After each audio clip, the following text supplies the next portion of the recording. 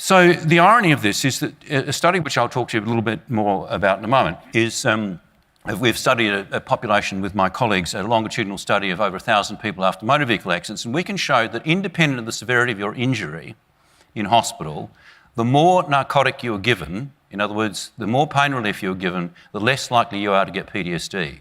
So you can see what a mistake it was in the battlefields not to give adequate analgesia. So if you want to stop pain, if you want to stop psychological injuries to people who are injured, for goodness sake, give them adequate analgesia. About early life stressors and found this incredible interaction that depending on whether you have life stressors, depending upon then your reactivity in your amygdala to some of either these rewarding or threat-related stimuli, she could, using machine learning approaches, predict with over 80% accuracy if that person was going to respond to an antidepressant. That's pretty cool. That's pretty cool. Imagine if we could do that in pain and with 80% or greater accuracy determine whether somebody would respond to, again, an antidepressant, cognitive behavioral therapy, physical therapy, a procedure, or other intervention. That's where we're trying to get the field to go.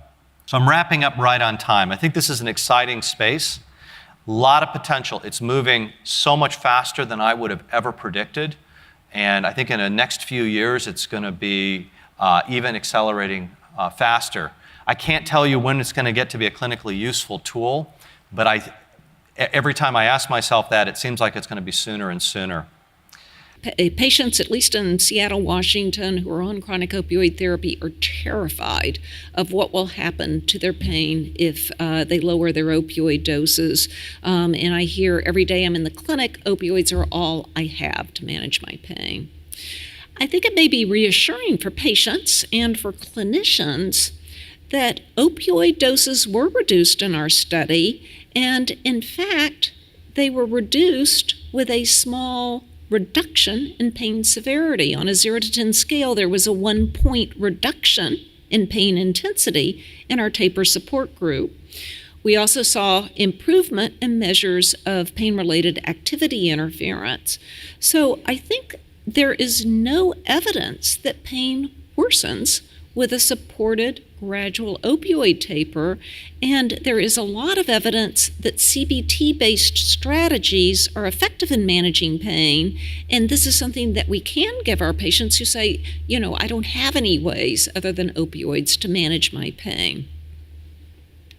And one of the things when you do look at different ethnicities, you can see marked differences. So here's interleukin-1 beta, the frequencies compared with Caucasians. In Caucasians, the SNP we looked at was about 7 or 8%, but in the Chinese cohort, it was rare. It was just 1 or 2%. In the Malay, it was about 3 or 4%, and the Indian cohort, it was almost similar in frequency to Caucasians. But then on the other hand, toll-like receptor 4, the SNP we looked at, again, in the Chinese, it was significantly lower. It's almost a rare variant. Malay a little bit less, but in the Indian cohort, it was much higher, 4-fold higher. So, you get these marked inter-ethnic differences.